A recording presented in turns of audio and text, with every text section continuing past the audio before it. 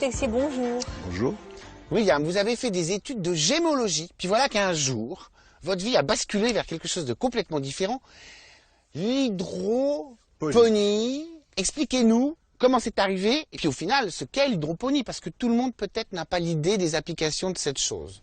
C'est tout bêtement une technique qui consiste à faire pousser des plantes soit sur un substrat neutre, qui n'apporte pas de nourriture à la plante, soit carrément dans l'eau. Et en général, ce qu'on connaît le grand public, c'est plutôt le côté tomates qui n'ont pas de goût, roses qui n'ont pas d'odeur et ces grandes serres qui sont une catastrophe écologique. Il y a d'autres manières de faire la même chose et on a essayé de développer des techniques plus écolo, plus respectueuses de l'environnement, mais surtout qui produisent des choses qui soient nutritives et qui aient du goût et de l'odeur, quoi. Moi, je me souviens être allé une fois dans une serre d'une école pas loin d'ici. C'était des fleurs qui poussaient dans de la laine de roche, avec une petite aiguille au pied de chacune des fleurs, et 3 bidons à l'entrée de la serre, voilà. Un ordinateur qui disait un peu de ce bidon-là, un peu de ce bidon-là, un peu de ce bidon-là dans l'eau, et les plantes étaient alimentées comme ça, un truc complètement chimique. Ça, c'est l'hydroponie classique. Et le gros désavantage de ce type d'hydro, c'est que ce sont des circuits ouverts. C'est-à-dire que on fait passer cette solution nutritive que vous avez vue, et on en met à peu près 25% de plus pour être sûr que les dernières plantes seront alimentées, et tout ça part ensuite dans le tout à l'égout. Moi, je me demande, William, quand même, si toutes les plantes qui poussent habituellement dans la terre peuvent pousser dans l'eau, juste à condition de la touiller pour qu'elle soit oxygénée. Il y a des plantes qui s'adaptent mieux que d'autres, il y a des plantes pour lesquelles c'est pas intéressant. Il y a des plantes qui poussent pas plus vite quand vous les mettez en hydro. Nous, ça fait partie des choses qu'on fait. On essaye des plantes, on essaye tout, juste pour voir ce que ça va donner. On essaye de trouver des récoltes alternatives, des choses que les gens ne font pas d'habitude.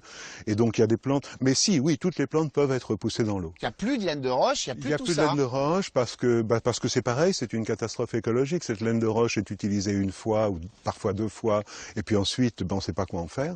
C'est pas vraiment biodégradable. Ce que vous disiez, vous, tout à l'heure, ce que vous aviez vu, ces fameux sels minéraux, on les utilise aussi. Autant c'est controversial de les utiliser en sol, autant parce que ça a des tas d'inconvénients, ça pollue. Ça finit toujours dans la source. Ça finit et peut-être même plus grave que ça, avant de finir dans la nappe phréatique, ça détruit la vie microbienne du sol.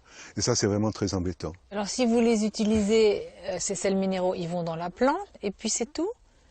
Ils sont en circuit fermé. Ça, c'est une chose que... Puisque vous faites des bulles dans l'eau. Voilà, ils sont en circuit fermé. Et alors, ça, c'est une chose... Si vous demandez aux gens, en général, comment se nourrit une plante, ils vont vous dire, il se nourrit du sol. En fait, non. La plante, elle se nourrit de l'eau. Pour que la plante puisse absorber un élément nutritif, il faut qu'il soit dissous dans l'eau. Et donc en fait, dans notre système hydro, donc la seule différence, c'est que dans le sol, elle est ressortie d'une molécule organique, alors qu'en hydro, on donne directement le sel minéral à la plante. Mais à la fin, la plante se nourrit exactement de la même chose. Après, ce qui fait la différence, c'est la qualité des sels que vous leur donnez, c'est-à-dire nous, on a des racines qui sont directement dans une solution nutritive, donc on est obligé d'avoir des sels de très bonne qualité pure. Et ensuite, la variété. La variété a une énorme importance, quelle que soit la plante. Vous avez développé une méthode organique, une méthode biologique qu'on peut faire grâce à vos recherches de l'hydroponie biologique. Absolument. J'ai développé en effet et breveté une technologie hydroponique qu'on a appelée bioponique et qui marche très bien aussi. Moi, je pensais pas de voir une différence parce que j'ai tellement l'habitude d'avoir des bons produits que je me disais, bon, je vais faire du bio, mais ça va rien changer. Et en fait, si, ça a changé quelque chose. J'ai des teneurs en sucre qui sont supérieures à mes tomates poussées sur mes engrais minéraux. Donc oui, j'ai vu une différence, j'étais assez surpris. Alors, si on résume, quels sont les avantages de l'hydroponie? Un gain de place, des plantes sur mesure, qui ont absolument tout ce qu'il faut, sans stress, sans inconvénients, sans carence, et puis...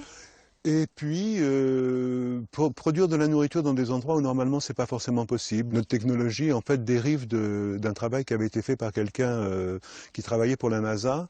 Et l'idée au départ, c'était de faire de la plante dans l'espace. Donc, un des gros avantages, c'est de pouvoir faire de la nourriture là où il n'y a pas moyen d'en faire autrement. L'essentiel des clients de l'entreprise pour laquelle vous travaillez sont pas français. Soit de pays très froids, on vend beaucoup en Russie, soit de pays très chauds. Ça vient d'un petit peu partout, oui. Israël, l'Orient, beaucoup l'Orient, Moyen-Orient énormément, Abu Abu Dhabi, Dubaï, tous ces coins-là, tous les coins où il fait très chaud, il n'y a pas de terre. En tout cas, vous nous avez convaincus. Merci William d'être venu nous parler de l'hydroponie à votre manière. Merci à vous. Pour poursuivre la conversation que nous avons eue avec notre invité William Texier, voici son livre L'hydroponie pour tous, tout sur l'horticulture à la maison. Le bioponique, bien entendu, il y a une part. Vous comprendrez comment cela fonctionne en découvrant comment le système microbien, comment les bactéries, comment tous ces sels minéraux rendent les plantes heureuses comme il nous l'a expliqué. C'est impressionnant.